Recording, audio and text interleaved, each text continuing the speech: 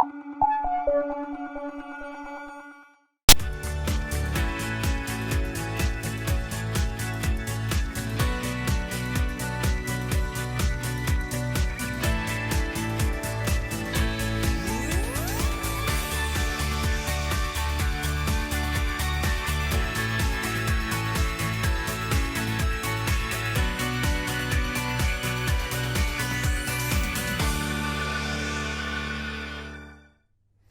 there, thanks for joining us right here on The Nation, a show where we'd like to talk about topics that of course are important to all of us across the nation. I'm Jessie Chahel, and with me today we discuss the importance of early education in Malaysia. Now, many have spoken about the need to revamp our education system.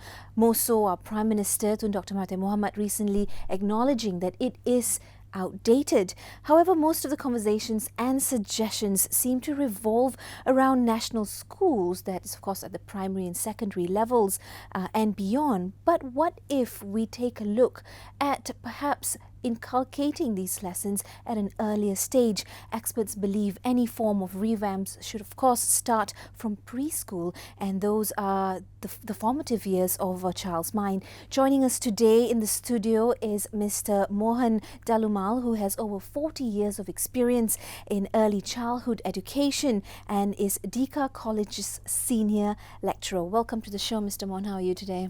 I'm fine, thank you. I'm excited to talk to you because Yes, you, of course, have got so much experience in this area, and you're also the author of this book called The Memoirs of an Educator. You've penned down all the lessons and learnings that you've had over the vast years through your experience in this book. Let's start with, what is your philosophy? Because you say something very interesting. You say it's easier to build children than to repair adults. Let's start from there. Yeah, I spent about 20 years working with young people, teenagers. Then I realized that a lot of problems, whether it's learning or behavior problems, starts from the roots, starts from the first 6 years. If we can do proper work for these children in the first 6 years, spend time with them as educators, as parents, give them the learning opportunities and the experiences they need, I can guarantee you many of these problems will go away. The first 6 years are the most important years. They are the formative years. They are the years where development is most rapid, and they are the most years which children are most vulnerable. If we can do a good job as parents and educators during the first 6 years, then surely these children have a bright future ahead of them.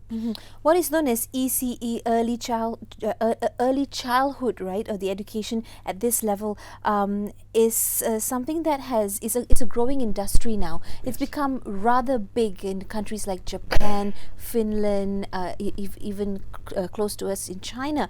But where does Malaysia stand in this? Are we learning the importance? And then let's go to the importance of early education and its purpose. Okay. Two aspects of it. The first aspect you asked, where do we stand? We are actually a new country where early childhood education and care is concerned. Our kindergarten started in 1960s. However, the government was not involved. They emphasized mainly on primary and secondary schools. It was only in 1996 when the Education Act of 1996 was printed that basically child preschool education was placed under the Ministry of Education. So you can see it's only 20 years. You look at Germany. Germany started their kindergarten, their first kindergarten, 1837. So many of these countries which you mentioned have a history of 150 to probably about 170 years. Ahead of us. So we are only 20 years there. But in the last 20 years, we have made remarkable progress, and there's so much to do. Now, the second question was, you asked about the importance, is it? That's right, the importance and the real purpose of the ECE, early childhood education, because a lot of times we think, sending to a taska near the house or a center may be good enough, or maybe even having the kid learn a few things in the house setting is good enough. But there is a bigger purpose and importance to early childhood education. Yeah. See, children in the young years, they need the right stimulation. They need the right experiences. That's where they go to childcare, they go to kindergartens, and they get that right experiences which help them to grow. And they grow holistically in all areas, physically, socially, emotionally, cognitively, and in languages. And it's in these centers where experienced professional educators are able to give them those experiences children need, so that they can grow. And they can learn to be independent, and they are holistic. So I think basically it is very important to send children to both childcare. Childcare is for children below 4. When they are 4, 5, 6, then they go to a preschool. So our main problem in this country is that preschool should be kindergartens. Okay, we will resume our conversation after this quick commercial break. Don't go anywhere. We'll be right back on The Nation talking about the importance of early childhood education. Welcome back to The Nation with me, Jessie Chahal. I'm speaking to Mohinder Lamar. Of course, he is an educator, an expert in this area, and recently he's also written a letter to the Education Minister and made several interesting points, including the need to distinguish enrichment centres from kindergarten level, and that teachers at preschools should also have at least a diploma in education. This is a huge topic that I think we can really explore, because at the moment we have some who are quite stringent about the kind of teachers they have, the kind of educators they have, and on the other hand there is this very sort of loose rules around this. What has been the feedback from that letter that you had addressed to the Education Minister? Well, I've not received any feedback, but based on the fact that in January 2020, all educators working with young children in kindergartens, they need to have a diploma in early childhood education. Right. So that has been a decision which has been made a number of years. Actually, it was made in 2005, and where the government kindergartens are concerned, 90% of the teachers in the government kindergartens, 17,000 government kindergartens, have a diploma. It's the private kindergartens who have lagged behind. We have 7,000 private kindergartens. Only 10% of them, the teachers there, have a diploma or degree. So that is a concern there, because it's around the corner 2020. That's right. It's urgent to get them to be trained professionally so that they can give the best to our children. Those formative years are more important than the years when they go to university or what. There is when they require the most expertise. It is the years of building that foundation. Yes, and we need to give them that expertise. So the other thing about enrichment centers and kindergartens, you see, when the Education Act was brought up in 1996, they did not distinguish between an enrichment center and a kindergarten. They put them as preschool. So many parents, when they send them to enrichment center, they think they are sending them to a kindergarten. So we have not outlined those different centres and what they cater to, or rather the age groups they cater to, quite clearly. So we need to clearly specify that they need to send them to a kindergarten, not an enrichment center. Enrichment centers are doing their best to complement, but they cannot replace a kindergarten which has a national preschool curriculum preparing them for standard 1. That's right. What are the areas we really need to look at when we send a child to a centre, an early education centre, let's say from 18 months onwards, because that's now, I think, kind of the entry point, isn't it? A year and a half, almost 2. Most of these early centres would be childcare centres. Childcare centres cater for children below 4. They are under the Ministry of Women, Family and Community Development. So areas should be, number one, are they licensed? Do they have a permit? We have 3,700 childcare centres. Number 2, we call them pengasuh, childcare givers. Are they trained? Do they have a Permata certificate with childcare? Number 3, is it a stimulating environment? Is it safe for the child? Are they giving the child good experiences which the child needs to grow in holistically? And of course, whether it's kindergarten or childcare, my main concern is when people become so concerned with academics. They just want to give academics. They want to give children as young as 2 years old butterflies to study the 9 planets. And education, right from the time of Plato 2,500 years ago, has 2 sides. It's like a coin. It has 2 sides. One is the head. We give them knowledge. We also give them character. So if you are sending your child to a center, whether it's childcare or a kindergarten, and that center is only giving your child knowledge and knowledge and knowledge, but not teaching your child to be good in character, then that's not a good center. Because a good center would consider both goodness married with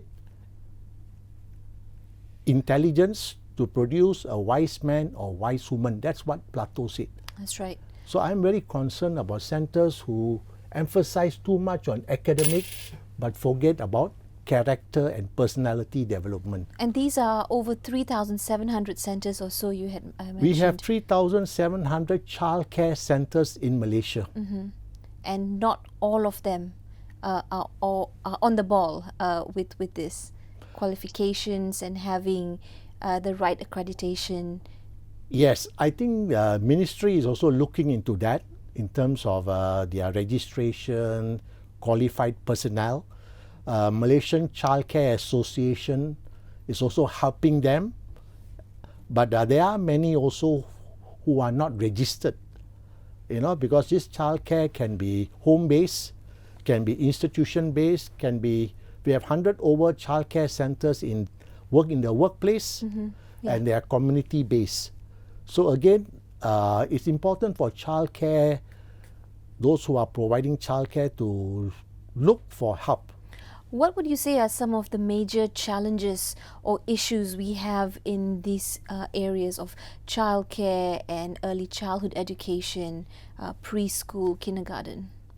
I think the basic challenge is, number 1 is parental involvement. Parents cannot just leave their child in the childcare and just forget about it. Parents have to be partners with educators in terms of their child's development. And number 2, as I said earlier, we need qualified professional teachers. Educators.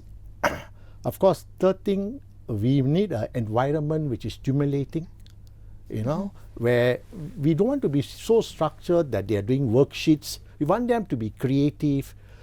We want them to have critical thinking. We want them to communicate.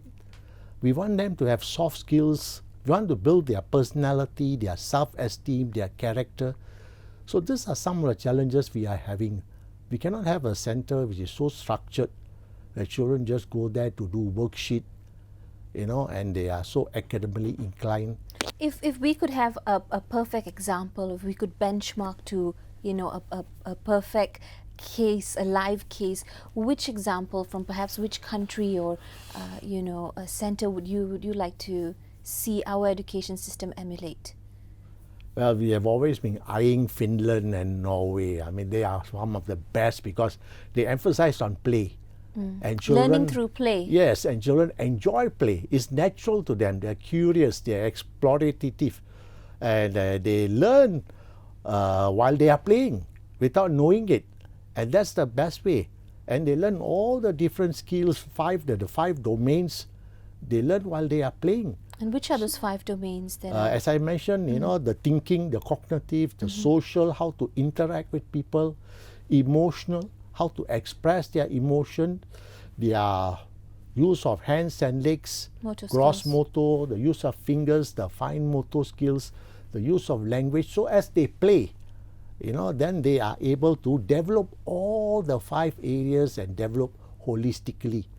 So Finland is a very good example where play-based approach education gives the right learning outcomes. And by the time they go to school, they are already ready, to learn. School is the time when they actually start learning about, numbers and reading and writing. That's right. We take another quick commercial. When we come back, we'll resume our conversation right here on the importance of early childhood education right here in Malaysia. Don't go anywhere. We'll be right back.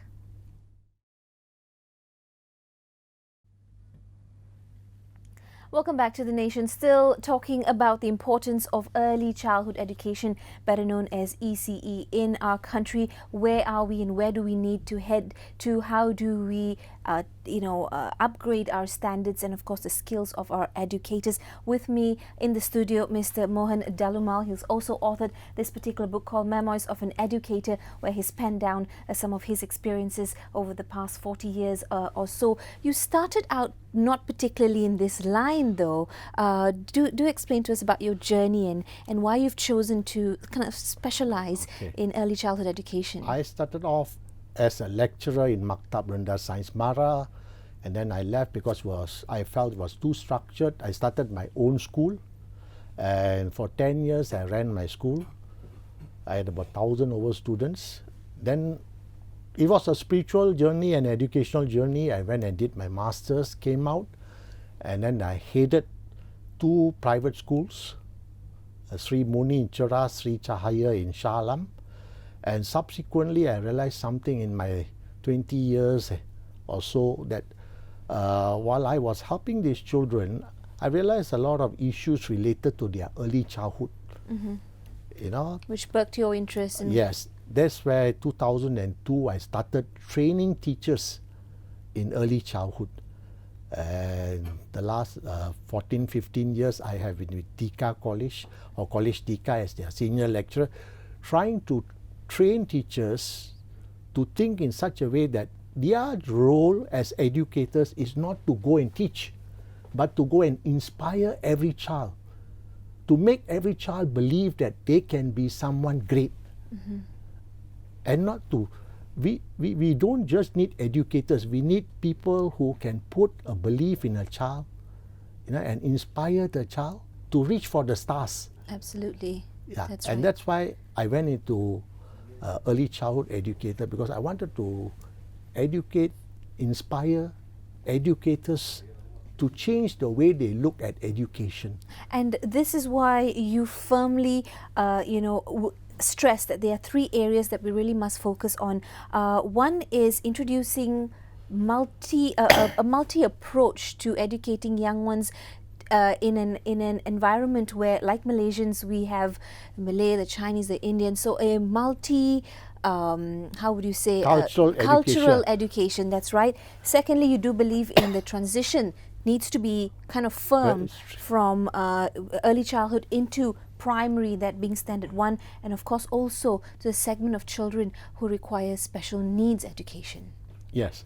Where multicultural education is concerned, Gandhi once said, if you want to teach peace, you need to start with the children.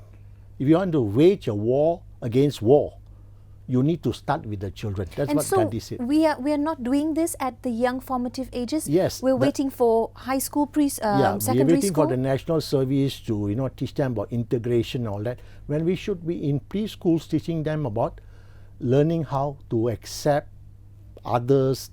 We are a multicultural society with many races and religion. But some may wonder if these concepts are perhaps too big for children at that age to comprehend. No, it is not big, because they are thematic approach. We use themes and play. I actually teach my teachers in the college how to carry out multicultural education with young children, and young children enjoy it when they go and do it with them. Learning about the Malay costumes, about Malay food, Malay festival, Chinese festival. So from there they learn about acceptance, they learn about tolerance, they learn about kindness, they learn how to accept other people's way of life, and they learn to be just and fair.